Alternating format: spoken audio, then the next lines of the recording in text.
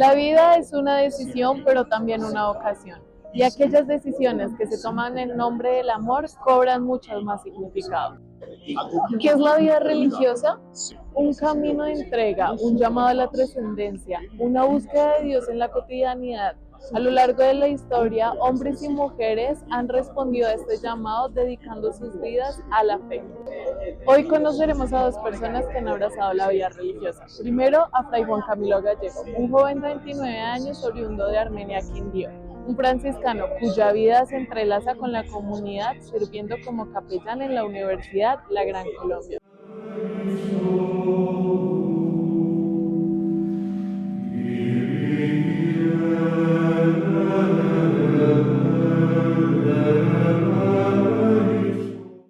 Mi vocación nació estando muy pequeño, más o menos a los 12 años, cuando un día, un jueves santo, salía yo de la misa vespertina a la cena del Señor con mi familia y el padre estaba allá afuera como despidiéndose de la gente y pues saludando y todas las cosas, y entonces me llama y me dice: niño, venga, ¿no le gustaría mañana ayudarme en la procesión del Via Crucis?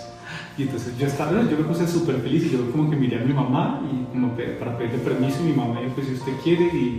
Y ahí empezó como mi cercanía en la iglesia, y el ejemplo, el testimonio de este padrecito fue, digámoslo, como lo que más me impulsó, porque yo veía en él un modelo a seguir. Entonces yo lo veía a él y yo decía que quería ser como él. Entonces ahí como que se fue sembrando esa semilla de la vocación, y pues también gracias a él empecé a descubrir pues como muchas más cosas de la iglesia, de la fe, de la Eucaristía, y pues a fin de cuentas eso me terminó enamorando, y ahí nace mi vocación por el testimonio de este padrecito. En medio de este descubrir de su vocación, Fray Juan Camilo vivió experiencias que profundizaron su fe, historias que hoy recuerda como señales divinas en su camino. Resulta que ante situaciones muy complejas familiares, pues especialmente por cuestiones de dinero, nos vimos, digamos, mi familia se vio prácticamente en la ruina. Sin embargo, pues Dios nunca desamparó, y entonces pues la situación fue tan grave, tan delicada, que prácticamente me tocaba a mí llegar a la casa pequeño, solo, a preparar los alimentos o demás en la noche, y muchas veces encontraba la nevera prácticamente vacía, ¿sí? Como solo había, no sé, un huevo, un pedazo de pan o un poquito de leche, bueno, no sé, no había como lo suficiente para alimentarme y para alimentar pues a mi mamá, que estaba enferma. Fray Juan Camilo recuerda una experiencia que marcó su fe para siempre. En esos años difíciles cocinaba con lo poco que tenía, pero algo inexplicable ocurría al despertar. La nevera amanecía con alimentos que nadie podía explicar. Él era el último en dormir, el encargado de echar llave a la puerta por miedo a los robos. No había forma de que alguien entrara, ni tiempo para que su madre saliera a comprar a altas horas de la noche.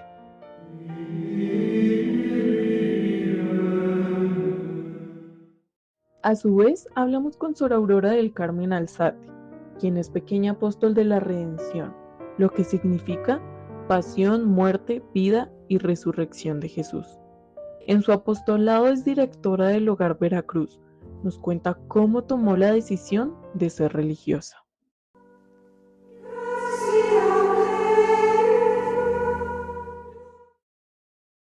En la vida uno tiene muchas ilusiones, deseos, proyectos, y la mía pues estaba enfocada, siempre ha estado enfocada al servicio, y me ha gustado la educación. Desde que era pequeña siempre jugaba con mis hermanitos a ser profesora, docente de ellos.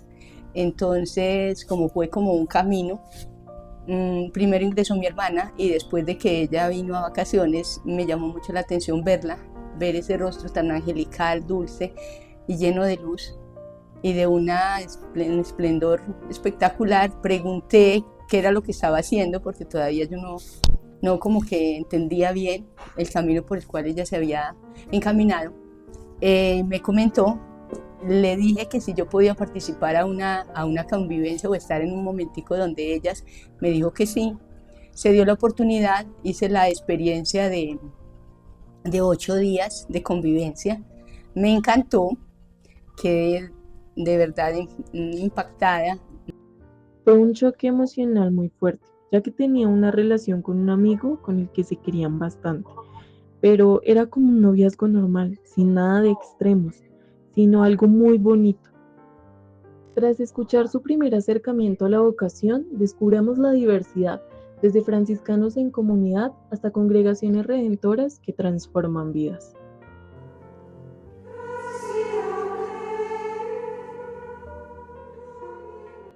Todos los miembros de la Orden Franciscana somos frailes. Fray es un título que significa hermano. Entonces, así como a las monjitas se les dice sor, que viene del italiano sorella, que significa hermana, a los frailes, a los religiosos de las órdenes mendicantes, cualquiera que sea, dominicos, agustinos, carmelitas o franciscanos, se nos dice fray, que es el apócope de fratello, que es hermano en italiano. Entonces es realmente un título que reciben todos los religiosos miembros de las órdenes mendicantes. A su vez, Fray Juan Camilo Gallego nos explica las diferencias entre lo que es un sacerdote y un franciscano. Sacerdotes es que, tú te vinculas a una comunidad religiosa y ahí te haces hermano de esa comunidad religiosa y por tanto te haces fray, hermano, que es lo mismo. Pero en tu camino por esa comunidad religiosa, tú puedes optar por ser sacerdote. Entonces, todo miembro de la comunidad franciscana es fraile, ¿sí? Es el título que recibe por ser hermano de esa comunidad. Y a medida que avanza su proceso formativo puede decidir si se queda solamente como religioso o si da el paso a la consagración ministerial y recibe el orden sacerdotal. Pero no solo son los franciscanos en donde se encuentran diferencias. Por otro lado, las Hermanas de la Redención se encuentra la vida activa y la vida contemplativa. Son muy bonitas ambas, pero de verdad que son bastante amplias la una de la otra y diferentes, digámoslo así. Una vida activa, ingresan a la comunidad, primero era más estricta, ahora es un poquito más laxa. Entraban y cuando ingresaban a la comunidad, la persona que ingresaba no salía más, quedaba ya para toda la vida ahí vivía, crecía, digámoslo espiritualmente hablando, envejecía y se moría, y ahí mismo las enterraban. Ahora ya hay unos cambios, ¿sí? En esta vida contemplativa ingresan, pero ya tienen las posibilidades, por ejemplo, van al médico, ya no las entierran más ahí, ellas primero construían sus tumbas. A medida que iba pasando los días, ellas mismas cavaban sus tumbas y tenían el cementerio para ellas, tenían el huerto, trabajan manualidades y hacen vino, unas hacen vino, otras trabajan con la costura, con con crochet y todas estas cosas para la iglesia, y con eso se van ayudando. Entonces, de ellas es más estrecha, es más rígida. Ellas tienen más tiempos de oraciones, se levantan en la noche, oran, entonces es más fuerte. Y no tienen el contacto con la gente, siempre es por base de un torno, se llama así, que ellas hablan, ¿sí? Están en la parte interna, ellos tienen de todo, pero la parte externa ya no salen, simplemente se hacen ver por medio de una reja. Entonces es un poquito como difícil y para las personas que van, pues quedan impactadas, porque hay muchas hermanitas que son muy preparadas, pero que toman ese camino. Deciden ingresar, se enamoran de esa vida contemplativa y por eso se llama contemplativa, porque es más unión con Dios y oración. Entonces eso hace que ellas se enamoren y que estén más unidas a la oración. Y con la parte externa, poco a poco. Ellas tienen personas externas, las cuales les traen comida, con lo que preparan sus alimentos y las cosas que van necesitando. Mientras que la vida activa, nosotros tenemos el trabajo, es con la comunidad. Hay muchas comunidades y trabajan diferentes apostolados. Depende del fundador o fundadora, como haya delegado esa comunidad, entonces trabajan. Hay quienes son enfermeras, hay quienes son médicas, hay quienes son asistentes sociales, hay quienes son matemáticas, hay quienes son docentes, y dependiendo de eso entonces trabajan. Por lo regular la vida activa abarca muchísimo, entonces está la comunidad que tiene ya su carisma específico y aparte de eso trabajan con las parroquias, trabajan con las misiones y trabajan con ancianos o con niños o con jóvenes o con prostitutas, dependiendo del carisma. Tras escuchar sus diferencias vocacionales, descubramos qué significa vivir cada carisma. Fray Juan Camilo, como franciscano, encuentra a Dios en la fraternidad y el servicio de los más pobres, siguiendo a San Francisco de Asís. Sor Aurora, como religiosa redentora, ve en los niños vulnerables el rostro de Cristo, que llama a sanar heridas y reconstruir vidas. Para mí ser franciscano lo significa todo, absolutamente todo. O sea, mi vida es ser franciscano. La orden franciscana, fundada por San Francisco hace más de 800 años, es una comunidad muy particular porque normalmente las comunidades religiosas en la iglesia están configuradas en torno a un carisma particular, es decir, a una forma particular de vida que normalmente tienen que ver con el servicio que se presta hacia afuera. Es decir, nuestro carisma es la educación, como por ejemplo el caso de los padres jesuitas, o nuestro carisma es la juventud, como los salesianos, o los enfermos, los hospitalarios, los presos, los mercedarios. Pero el carisma de los franciscanos no tiene que ver exclusivamente con lo que se hace hacia afuera, sino con lo que somos. Porque el carisma franciscano es ser hermanos. Donde la iglesia nos tenga sirviendo, seamos hermanos. Entonces, claro, sí tiene que ver mucho con todo lo que se hace, pero parte de una esencia. Entonces, eso es como tan profundo y tan bello que para mí ser franciscano es ser eso, ser hermano. Y eso se configura como el todo de mi ser. Mientras tanto, Sor Aurora tuvo un impacto por las Hermanas de la Redención, lo que la llevó a ingresar a esta comunidad. Me gustó muchísimo el trabajo con los niños, ¿sí? Primero porque yo ya tenía ese amor por ellos, ¿no? Desde pequeñita siempre ese impulso y esa motivación siempre la tenía. Y debo ser sincera que la comunidad nuestra, por ejemplo, no se cortan el cabello, sino que se lo dejan largo y se lo trenzan, ¿sí? Entonces, cuando están en la casa, están sin el velo, que sería y cuando van a salir o van a orar, se lo colocan. Entonces, también me gustó mucho eso, como esa cercanía hacia las otras personas y hacia los niños. Entonces, como el trabajo de nosotros es la niñez huérfana y desamparada, trabajamos mucho con los niños, desde prejardín hasta 11, dependiendo del lugar.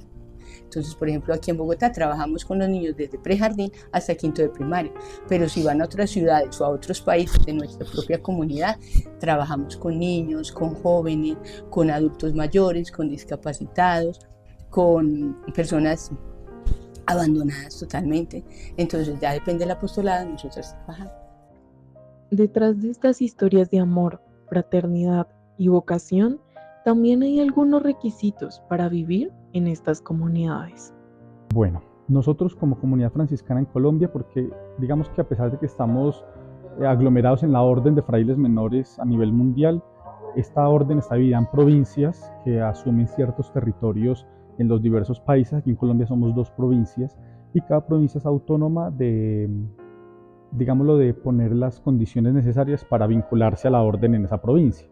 Nosotros en este momento en la provincia de la Santa Fe recibimos hombres bautizados entre los 18 y los 35 años, pero si son mayores de 27 años deben ser ya profesionales y haber tenido experiencia en la ejecución de su profesión. Si son menores de 27 no es obligatorio que sean profesionales, pero pues sí deben demostrar que han dedicado su vida a algo productivo, ¿sí? O que bien estén en ese momento cursando alguna carrera o que hayan hecho de pronto algún técnico, algún curso, que no es que solamente estén ahí como sin hacer nada ni más. Nuestro proceso formativo consta de varias etapas. La primera etapa es el aspirantado, que es donde el candidato aspira a poder ingresar a la comunidad. Esa etapa, digamos, lo que es semipresencial, todavía no viven en un convento, todavía no están vinculados a una casa religiosa, sino que siguen en su vida normal, están haciendo sus estudios, están en su trabajo y cada cierto tiempo, normalmente cada 8 días, se reúnen con los demás aspirantes de su ciudad o de su región, con el animador vocacional que les va comentando un poco pues cómo funciona todo esto. Ese proceso del aspirantado finaliza con 2 convivencias, una convivencia por las regiones en las que estamos divididos, que son Centro, Valle, Costa Atlántica y Santanderes, y luego una convivencia nacional donde se recogen a todos los aspirantes para una experiencia un poco más intensiva de la vida religiosa, en la cual ya se les da la admisión o no. Más que un requisito, es su vocación, es parte de su día a día y las fortalece a las Hermanas de la Redención. Si no hay oración, no hay nada. Definitivamente uno no es el que hace, es Dios el que hace, ¿sí? Él nos llama, Él nos da esa gracia tan especial de su llamado y nosotros ya damos la respuesta. Esto es muy bonita, la vocación es muy bonita porque en ningún momento Él dijo, ay, tienen que venir, ¿no? Y Dios nos concedió la libertad desde el primer momento que nos concibieron nuestros padres. Él nos concedió la libertad. Entonces, nada en la vida viene forzado, nada, absolutamente. Por eso hay personas que cogen caminos buenos y otros que se desvirtúan, ¿no? La vida religiosa es muy bonita y es un camino en el que la oración, si no hay oración, si no hay, y así no sea uno religioso, quien no está conectado con Dios, uno con facilidad cae, ¿sí? Él es el que nos da las fuerzas para seguir luchando, porque no es fácil. Esto de decir, ay, no, es que las niñas y que aquí el trabajo, no. Eso no, todo no es color de rosa. O sea, la vida matrimonial, o sea, la vida sacerdotal, o sea, la vida célibe, o sea, la vida de pareja, es compleja. Todo tiene sus altos y sus bajos.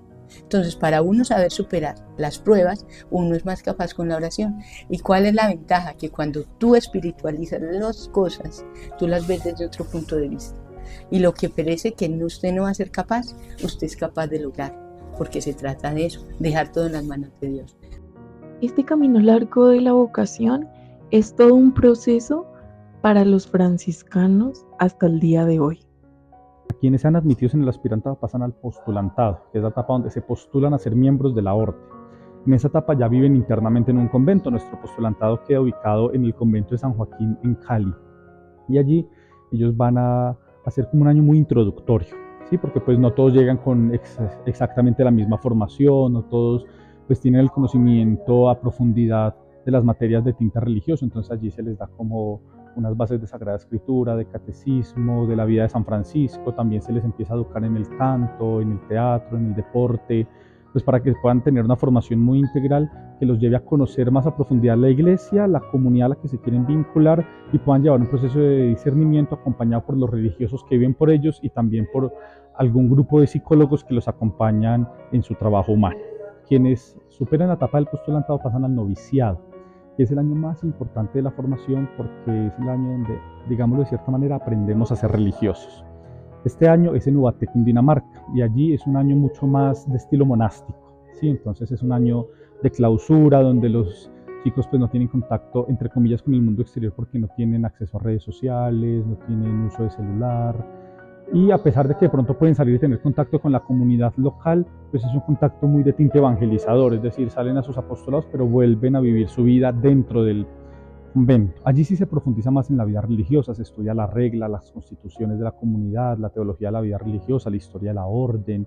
Bueno, sí, se estudia un poco más el entender qué somos como franciscanos, cómo debe ser nuestra vida franciscana, y se profundiza más en la oración, teniendo momentos de oración más consecutivos en el día, en la mañana, al mediodía, en la media tarde, en la tarde y en la noche, ¿sí? Combinado eso pues con el trabajo apostólico. Cuando se finaliza esta etapa, se vincula ya al candidato completamente a la orden a través de la profesión de los consejos evangélicos de manera temporal. Entonces los chicos que pasan la etapa profesan la obediencia, el sin propio y la castidad por un año. Y esa profesión se va a ir renovando cada año durante la siguiente etapa, que se llama la etapa de la formación de votos temporales. En esta etapa los chicos, además de seguir su formación religiosa, empiezan a formarse en la filosofía. Estudian en la Universidad de San Buenaventura y viven en el seminario de San Bernardino de Siena, ubicado en el norte de Bogotá. Entonces en la mañana tienen como su vida conventual y religiosa, donde siguen formándose en los temas pues, propios de la comunidad, y en la tarde se desplazan a la universidad para estudiar la licenciatura en filosofía.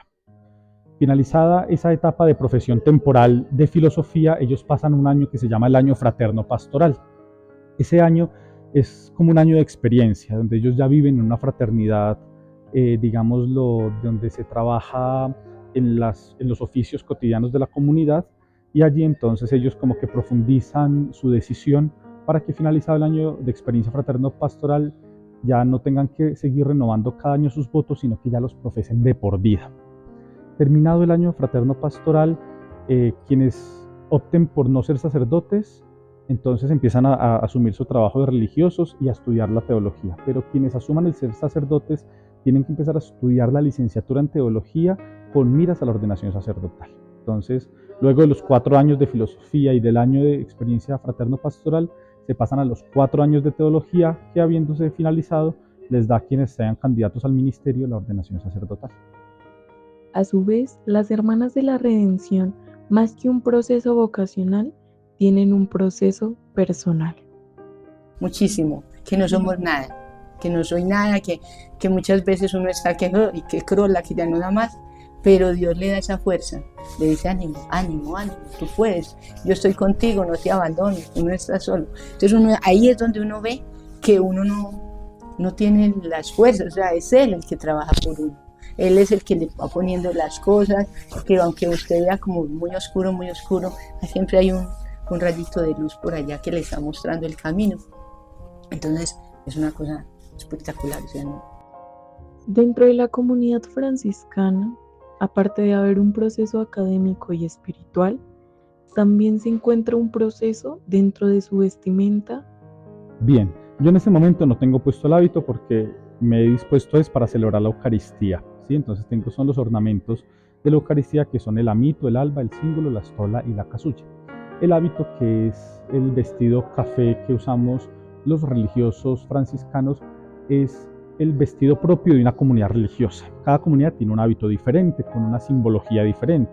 Entonces el de nosotros es café con un cordón blanco, ¿sí? El de los carmelitas, por ejemplo, es café, pero no tiene un cordón blanco, sino una correa café. Entonces cada comunidad va a tener una serie de signos. El hábito religioso lo toma San Francisco de Asís como hábito de la comunidad porque era el vestido usado por los campesinos de su época en la Edad Media. Es decir, los campesinos vestían con un sayal, normalmente de tonalidades cafés, porque los vestidos de colores eran muy caros, porque era muy caro producir telas de colores, entonces lo más barato era la tela café, ¿sí?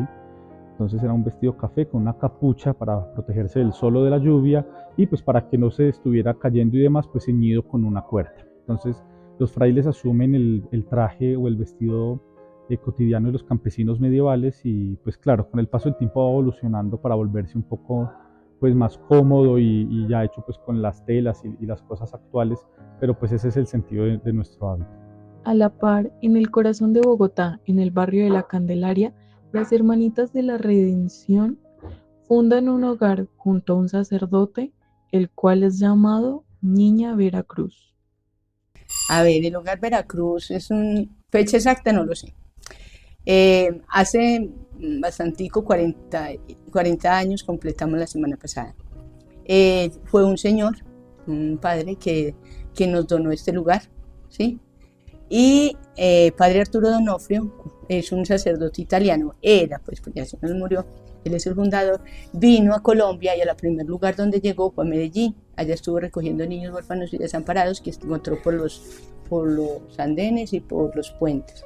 Se los llevó a un lugar que consiguió, que se llamaba Hogar del Niño en Medellín, y luego ya él se fue por ciudad en ciudad, y luego vino acá a Bogotá, le donaron esta casa, él consiguió plata, pues quien les colaborara, benefactores, y aumentó el terreno. O sea, era una estructura pequeña, entonces él dijo, no, aquí tiene que, como se van a recibir las niñas, también tienen que recibir educación. Entonces se empezó con lo del colegio, con el objetivo de que las niñas estudiaran, y empezaron a venir niños externos. Primero, en un primer lugar, solamente eran niñas, y después vieron como la gente empezó ya que querían niños también, entonces se dio la posibilidad a niños y a niñas. Entonces existe el colegio de prejardín a quinto de primaria. A través de sus pasillos resuena el eco de risas infantiles, mientras las hermanas dedican su vida a cultivar valores y sueños en cada una de las niñas que llaman a este lugar su hogar. Aquí, las aulas no solo enseñan conocimientos académicos, sino también lecciones de vida basadas en la fe y el servicio. El recorrido por sus espacios revela un ambiente acogedor, dormitorios ordenados con esmero, áreas comunes llenas de color y aulas donde cada niña es protagonista de su aprendizaje. En cada rincón se respira la dedicación de una comunidad que trabaja incansablemente para ofrecerles un futuro lleno de posibilidades. La vida religiosa que ha tomado Fray Juan Camilo y Sor Aurora ha hecho que hoy en día tengan una rutina bastante ocupada. Bueno, la rutina mía inicia levantándome, me despierto hacia las 5:30 de la mañana dependiendo del día, porque pues los fines de semana puedo dormir un poquito más, a veces incluso hasta las 6, pero pongamos como promedio 5:30, me alisto, pues, todas las cosas, me baño, tiendo mi cama, me visto y demás, y bajo para encontrarme con mis hermanos para hacer la oración de laudes. A partir de que acaba la oración de laudes, ya el día varía dependiendo de la semana y también del día, claro, porque pues digamos que si en esa semana tengo yo asignada la misa de 7, pues salgo de la oración para la misa, celebro la misa y paso a desayunar, pero si no tengo la misa de 7, pues paso a desayunar antes y entonces siempre tengo 2 misas al día, el horario varía en cada semana, entonces dependiendo de las misas que tenga esa semana, pues cuadro el resto de mis actividades. Pero en una mañana, ¿qué hago? Celebro las misas, confieso y me dedico a las tareas administrativas. Soy el ecónomo de San Francisco y soy el director nacional de Patrimonio, Archivo y Biblioteca, entonces uso la mañana para ese tipo de tareas administrativas. Luego almuerzo y después del almuerzo me voy para la Universidad Gran Colombia a realizar mis tareas allí de capellán, las cuales finalizan en la tarde. Depende del día también, porque hay días que salgo a las 10 de la noche porque también dicto clase, entonces hay días que mi horario en la universidad es hasta las 10, hay días que me voy a las 6 o 7, hay días que me voy a las 8, pero pues siempre llego a la casa a organizar lo que viene al día siguiente, ¿sí? Entonces como a dejar listas las tareas y demás. A su vez, Fray Juan Camilo nos cuenta cuál es la técnica para mantener un día tan ocupado y cumplir con todas sus responsabilidades. No es tan fácil. Yo desde muy pequeño soy una persona excesivamente organizada, o sea, tengo una organización muy compulsiva. Eso ha sido muy beneficioso para mi vida porque mi vida la tengo mi día a día, más que mi vida, porque pues obviamente siempre hay cosas del azar, imprevistos y demás, pero normalmente mi día a día están muy bien planeados. Es decir, yo en la noche me siento y sé qué voy a hacer al otro día, entonces cuando me levanto ya sé qué es lo que tengo que hacer y no dejo que solamente el azar decida por mí. La organización es fundamental, siempre hay tiempo para todo. El problema es que nos dedicamos más a perder el tiempo que a hacer del tiempo algo productivo. En mi caso no es así. Yo prefiero hacer muchas cosas productivas que perder mi tiempo. Entonces logro aprovecharlo al máximo organizándolo de la manera adecuada. Al igual, Sor Aurora, con un día bastante ocupado, nos cuenta cuál es su rutina. A ver, se estructura bastante lleno. Se habla desde un 3:45 de la mañana que se levanta uno, arreglarse pues y hacer lo suyo personal. Luego viene el momento de la oración, pero por ejemplo en el caso mío no llega inmediatamente lo de la oración, sino que lo primero es ir, levantar las niñas que tenemos en el hogar, bañarlas, ducharlas, organizarlas, prepararlas, luego darles el desayuno y enviarlas al colegio. Entonces ya viene el momento de que saco mi espacio para hacer mis laudes y la Eucaristía. Luego viene otro apostolado, seguir trabajando. Ya, por ejemplo, tengo que darles las 11, tengo que alistarles las cosas para el día, luego viene el almuerzo, entonces prepararles, organizarles para el almuerzo, luego recibirlas otra vez luego que vienen del colegio, cambiarlas, organizarlas, acompañamiento de tareas, luego a las 4:30 la oración, se está con ellas bien hasta las 6:30 o 6:45, que es el momento que ya uno las va a acostar. ¿Sí? Pero con ellas entonces se prepara tareas, se les hace juegos, se les lleva a la cancha depende, pues se hacen juegos didácticos o se prepara con canciones, dependiendo. Hay una estructura ya para cada día. Después ya viene la oración, cenan, oración, se organizan para la camita. Entonces hasta que ellas no se duerman no hay posibilidad pues de no acostarse tampoco. Y luego viene la oración personal que se hace las completas, entonces ya ahí está terminando, pero es muy relativo. Hay días que uno termina a las 10, hay días que uno termina a las 11, hay días que a las 9, todo depende.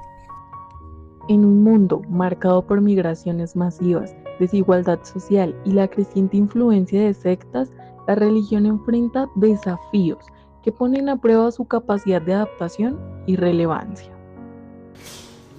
El desafío de la vida religiosa siempre ha sido el mismo, a pesar de que en cada época histórica se configura de manera diferente, pero en esencia es el mismo, y es la coherencia. Sí, de nada le sirve al religioso tener una prédica muy bonita y que la gente lo siga porque de pronto es muy animado y demás, si no tiene coherencia de vida. La coherencia se configura en el testimonio cristiano que hace que la gente ya no solamente crea, sino que se convenza de aquello que el religioso le está diciendo. Entonces, creo que ese es nuestro principal desafío, ser coherentes para poder no solamente responder las necesidades y realidades del mundo actual, sino para que nuestra respuesta verdaderamente tenga sentido y se configure en la transformadora de la sociedad, pues a la luz de la fe. La fe enfrenta hoy un mundo de contradicciones, redes sociales que conectan pero aíslan, avances científicos que explican el cómo pero no el por qué, y una sociedad que clama justicia mientras olvida la esperanza. Para esto, Fray Juan Camilo y Sor Aurora tienen un mensaje para los jóvenes. El sentido de la vida no es algo única y exclusivamente trascendente. Parte de lo trascendental porque el sentido de la vida no se configura desde la superficialidad, sino que implica el profundizar en algo más grande. Pero debe partir de eso que somos humanamente. Por tanto, para encontrar sentido, lo primero es tener claro un proyecto de vida. Yo no puedo dejar que mi vida sea fruto del azar, porque el azar me puede jugar malos pases, ¿sí? Si yo tengo claro mi proyecto, aunque no se de un día para otro, pues voy alcanzando metas que en su sumatoria me van dando sentido y me van ayudando a entender que no he fracasado, sino que he avanzado. Pero la meta de eso no puede ser algo terreno. Porque el problema de cuando tenemos metas que son exclusivamente terrenas es que son metas que se diluyen cuando llegamos a ellas, como que ya. Pero si nuestra meta es algo trascendental, algo eterno, entonces pues nos vamos dando cuenta de que siempre podemos avanzar más y podemos, no es que nunca lleguemos, es que la llegada se da en una experiencia mucho más mística, ¿sí? Que pues se configura al final de nuestra vida, cuando nos hayamos dado cuenta de que hemos vivido tan plenamente, que la vida tuvo tanto sentido, que recibimos a la muerte con tranquilidad, porque la vamos a considerar un paso más en ese mismo caminar, y entonces nos va a permitir pues, disfrutar más todo el proceso y seguirlo disfrutando en la eternidad. Que nunca, nunca dejen de escuchar los consejos de los padres de familia. Nosotros, cuando dejamos que sean las otras personas que nos orienten y no los padres de familia, por lo regular, de 100, uno te lleva por buen camino. Pero las mejores bases siempre van a estar en la familia. Que hay de pronto familias que no te llevan a caminos muy buenos, pero por lo mismo porque de pronto han vivido unas experiencias muy duras, pero la primer base es la familia. Cuando uno deja que los papás lo vayan encaminando, que le den buenos consejos, que si a pesar de que tuvo dificultades en algún momento de su vida con un compañerito, con una amiguita o con algo, si ella estuvo, su papá o su mamá estuvo ahí, que escuche esos consejos. O sea, a veces hay amigos muy buenos, pero hay a veces que no hay amigos tan buenos. Entonces, hay unos amigos que supuestamente son amigos, pero te están llevando a un abismo que tú no te das cuenta, mientras las personas adultas sí. Entonces, tu papá y tu mamá es el mejor consejero que puede existir. ¿Sí? Y ya, abandonarse uno siempre en las manos de Dios, porque uno, así esté tu mamá o tu papá, usted no puede endiosar a ese papá o esa mamá. No, porque ellos también se van a ir. Entonces a uno le resta solamente Dios. Cuando uno centra a Dios, a la Santísima Virgen María en nuestra vida, uno es capaz de seguir adelante. Se lo digo por experiencia personal, porque primero perdí a mi papá muy joven, muy niña, tenía 9 añitos cuando murió, él se murió del corazón, y mamá fue capaz con todos, fue capaz de luchar, salir adelante y nos sacó adelante, pero siempre ella era agarradita de Dios, es una cosa espectacular, entonces uno se ponía a ver, y ahorita que se me murió mamá hace poquito, es un vacío terrible, pero uno sí dice, cuando uno se abandona en las manos de Dios, uno es capaz, entonces supera. Uno siempre va a superar, porque Él le va a mostrar el camino correcto. Entre claustros y comunidades, entre silencio y servicio, la fe se reinventa sin perder su esencia, ser puente de esperanza. Fray Juan Camilo, Sor Aurora y los jóvenes del Hogar Veracruz nos recuerdan que la espiritualidad no es refugio, sino compromiso concreto, un llamado a creer con las manos abiertas, porque como dice el Evangelio, donde hay amor, allí está Dios.